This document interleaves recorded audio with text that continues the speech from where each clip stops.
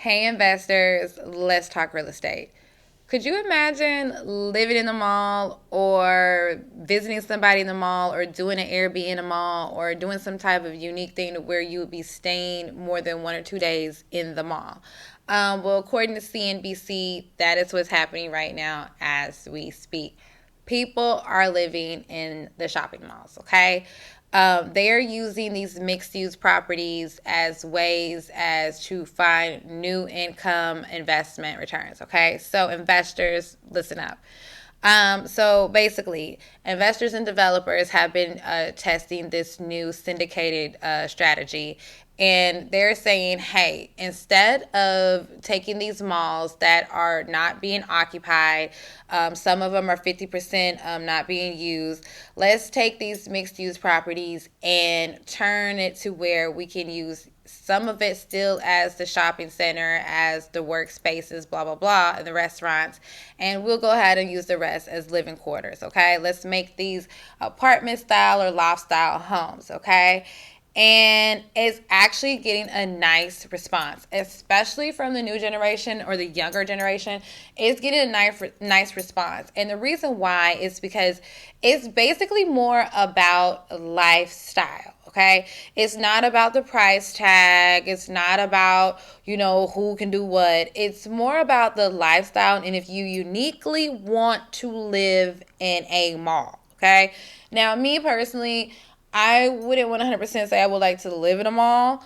But I wouldn't mind, going overnight Airbnb, just for the fun, for the experience, just to see what it's about.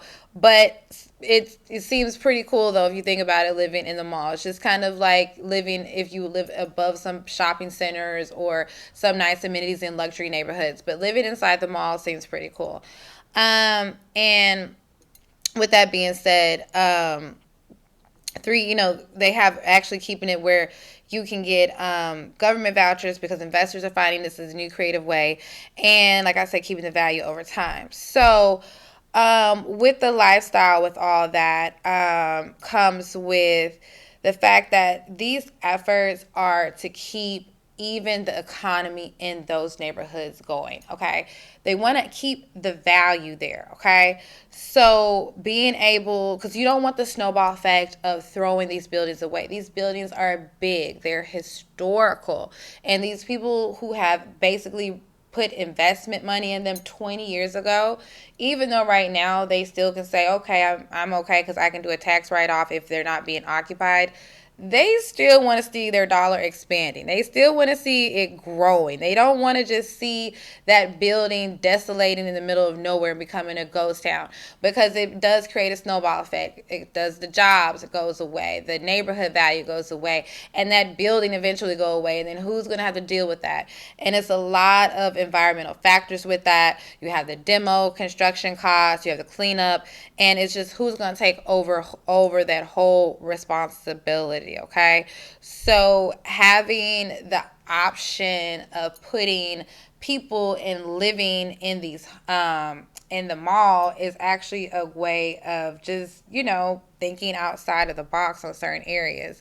And how they're doing it is when I seen it, how they're doing it is like this. Okay, so even though like in some parts of the mall you're going to have codes and variances, and of course, an abandoned mall is considered a dead space, but it's still a very easy structure to work with, okay? Because you still have your electrical, you have your plumbing, you have all of the sources of shelter, is being insulated, things like that.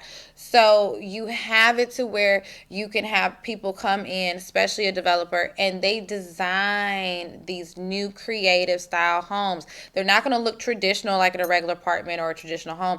They're going to actually be unique, and some of them are even going to be even where they're going to have it where storefronts are homes. Some are going to be where they have parts of the old Macy's a home, maybe just the third level. And then you can have it to where people are actually walking out and seeing people shopping. People are going to the movies still if they have a movie theater located there. It kind of brings back that life to the malls. and it has people coming in and out of that mall, that consumer, because you have the fine dining. And then even with the people living there, you can make those spaces unique. So you can even have it for the people who have nice fountain walkways, a gym in there. I know some malls, they even converted some spaces into healthcare facilities, things like that. And it actually makes it to where people would draw in a different type of crowd. Because let's just say you have an event there or a concert near, and it's by the mall or people are coming in shopping. It still brings in that touristy crowd, because some people will be like, hey, I Airbnb at the mall, I'm right here. Or some people just want to just have, like I said, the unique experience, and it gives it a new like community feel base, a new marketing, a new type of outsource income, and different type of local area. But it does allow the local development area to continue to develop and still thrive and keep value in that neighborhood.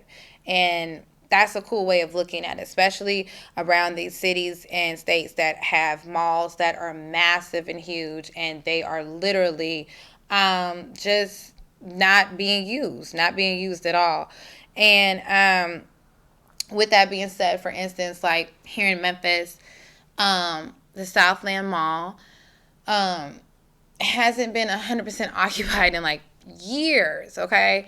And with that, it's like they have sporadically been, trying to keep the area to where it won't become a nuisance, because it is schools in the areas. It is actual chains of grocery stores. It's a big Kroger right across the street. It's different like little car lots. It's different areas of pockets of money that is still around in that area. It's neighborhoods, the housing, all that. So Southland Mall here in Memphis, Tennessee, they have been trying, well, they have been restructuring how they're going about using that mixed use property. For instance, they have put storage spaces in some of the parts of that mall. They made it actual storage units.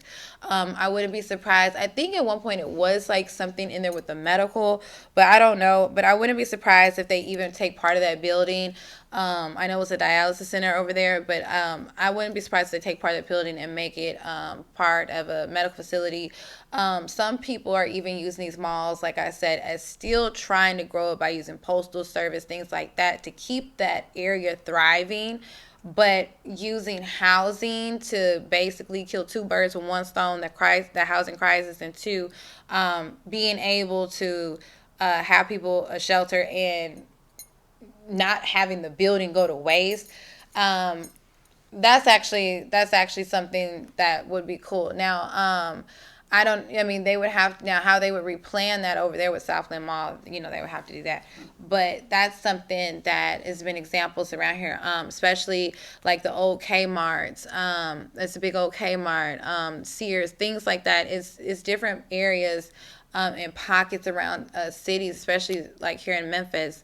And being able to use those mixed use properties would be really cool, and that would be a unique way, especially down there, because they have Elvis Presley, and they have the tourist sites, and they have that Elvis Presley hotel, but whatever. But like I said, it's off Elvis Presley, so people will go by that mall. But like I said, it'll bring a unique, different type of crowd. It has to be that right type of crowd. It has to be that outlier type of crowd.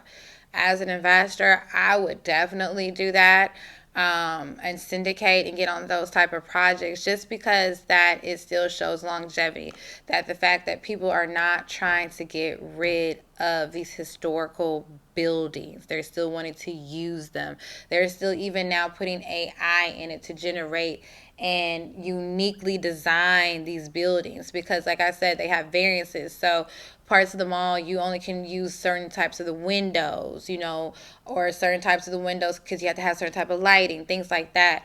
So it's just like you'll be able to kind of see your dollar work for itself in those areas, especially if they have, like I said, storage spaces, things like that, that I've seen, that I know that's going on in Memphis, but just in general. I would like to see too if they could even use some of those mixed spaces and put like, you know, more facilities for like the kids around here, the gym activities, maybe a basketball, full indoor court systems, whether it's tennis, maybe ice skating ring. They had all this stuff and whatever with Memphis, but I'm just saying, have it where even adding the living facility above that, that would be cool. So, yeah. But with that being said, guys, like I said, there's people living inside these malls, and these peoples are taking advantage of the situation. And it's a unique type of living. So, yeah. Let me know what you think about that. Would you live in these malls, guys? Would you live in these big half abandoned? Because I mean, think about it, at night you're in there by yourself at night. So I mean, I don't know.